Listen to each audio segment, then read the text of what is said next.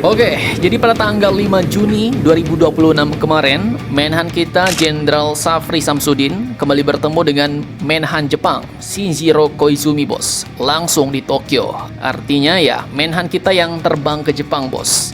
Tak main-main, pertemuan ini pun bukan sekedar basa-basi diplomatik atau sesi foto-foto sambil tersenyum di depan kamera, melainkan mereka pun membahas lagi penguatan kerjasama pertahanan kedua negara setelah sebelumnya mereka menaikkan Defense Cooperation Agreement atau DCA.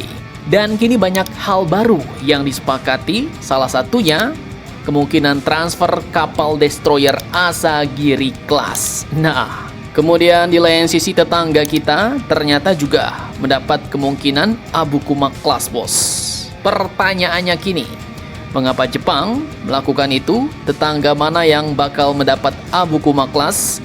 Kemudian destroyer seperti apakah itu Asagiri yang mau ditransfer ke Indonesia? Segacor apakah kapal perang ini? Penasaran beritanya? Cus, Markipas, mari kita kupas berita lengkapnya satu per satu, bosku.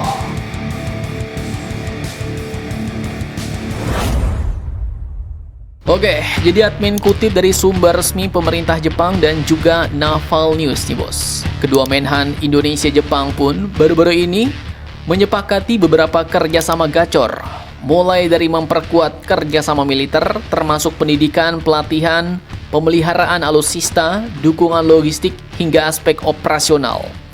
Namun, satu poin yang langsung mencuri perhatian adalah pembahasan mengenai kemungkinan transfer kapal destroyer Asagiri Class milik Jepang kepada Indonesia. Nah, sampai sini perlu kalian pahami dulu, bos. Pembahasannya ini masih berada pada tahap diskusi melalui kelompok kerja atau working group. Jadi kapal tersebut belum resmi diserahkan, tetapi kedua negara telah sepakat untuk memulai pembahasan teknis agar kerjasama ini dapat diwujudkan apabila semua persyaratannya terpenuhi. Nah, persyaratannya apa, Min? Jadi meski belum diumumkan secara resmi, kemungkinan syarat transfer kapal destroyer kelas Asagiri dari Jepang kepada Indonesia ini meliputi beberapa aspek penting, bos. Indonesia diperkirakan harus menyiapkan pelatihan awak kapal dan teknisi. Kemudian pemeliharaan serta ketersediaan suku cadang harus ada, bos. Dukungan logistik jangka panjang dan kesiapan infrastruktur pangkalan.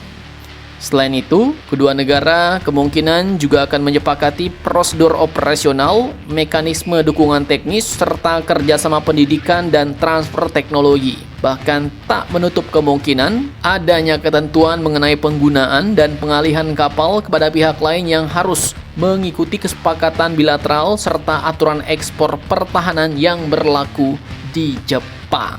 Nah, pertanyaannya, sebenarnya setangguh apakah kapal destroyer Asagiri ini sampai Indonesia kepincut?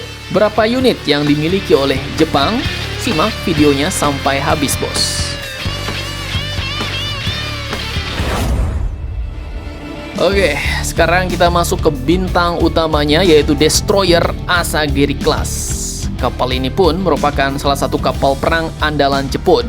Dibangun sejak tahun 1988, totalnya ada 8 unit yang pernah diproduksi dan hingga kini 1 unit telah dipensiunkan. Sementara sisanya masih aktif digunakan Jepang meskipun secara usia jelas ini bukan kapal generasi baru lagi, bos. Namun jangan salah, di dunia militer umur bukan satu-satunya ukuran, bos. Yang penting adalah kemampuan tempurnya. Asagiri sendiri memiliki bobot sekitar 3.500 ton, menjadikannya kapal yang cukup besar untuk berbagai operasi di laut lepas.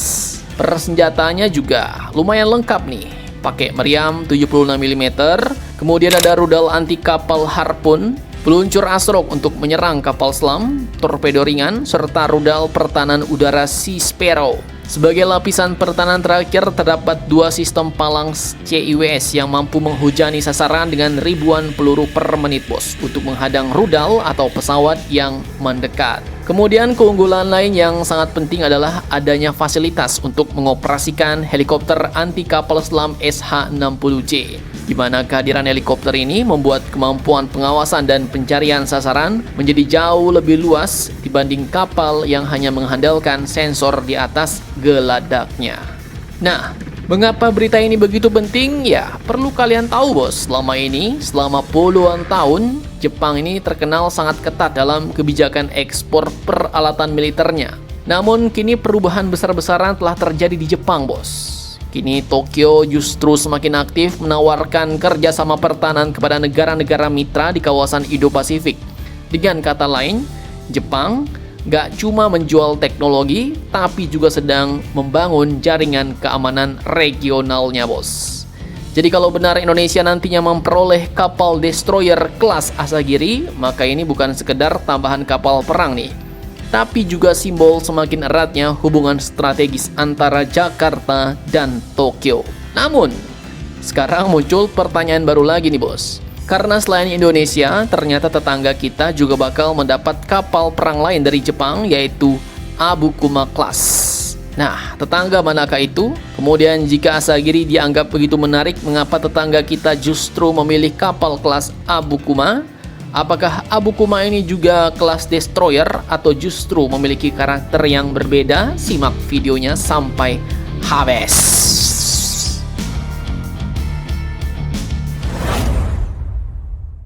Nah, jadi tetangga kita itu adalah Pinoy Filipina yang kini sedang membahas kemungkinan memperoleh kapal kelas Abukuma. Meskipun sama-sama berasal dari Jepun, Abukuma ini bukanlah destroyer seperti Asagiri Class bos.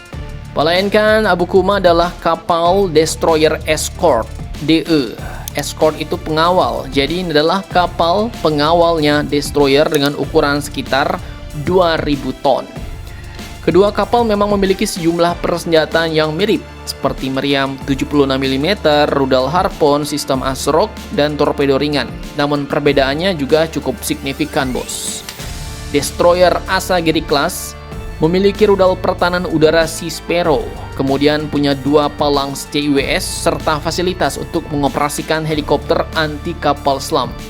Sebaliknya, Abukuma Class tidak memiliki hanggar helikopter dan tidak dilengkapi dengan rudal pertahanan udara seperti yang dimiliki Asagiri. Dan dengan kru yang lebih sedikit serta ukuran yang lebih kecil, Abukuma juga lebih hemat biaya operasional dan pemeliharaan bos. Kemudian perbedaan lain terdapat pada sistem penggeraknya. Abukuma ini menggunakan konfigurasi codok, menggabungkan mesin diesel dan turbin gas, sehingga lebih irit ketika berlayar. Sementara Asagiri memakai sistem cogak dengan 4 turbin gas yang menghasilkan tenaga besar dan kecepatan tinggi, tapi membutuhkan konsumsi bahan bakar yang lebih tinggi. Mengapa Filipina memilih Abukuma? Ya, mungkin karena kebutuhan mereka lebih banyak berfokus pada patroli dan pengamanan di kawasan Laut Cina Selatan, bos. Sehingga kapal yang lebih kecil, lebih ekonomis dan mudah dioperasikan mungkin jadi pilihan yang masuk akal. Percuma juga ngambil kapal kelas berat, tapi dompet langsung kering saat ngejajanin biaya operasionalnya, bos. Amsyong juga ya kan? Jadi pertanyaannya, apakah pembahasan transfer Asagiri ini akan benar-benar berujung pada penguatan armada TNI Angkatan Laut? Ya, saat ini kita masih harus menunggu lagi bos hasil negosiasi dan keputusan resmi kedua negara. Nah, kalau menurut kalian bagaimana nih? Silahkan kalian cocor-bacor di kolom komentar.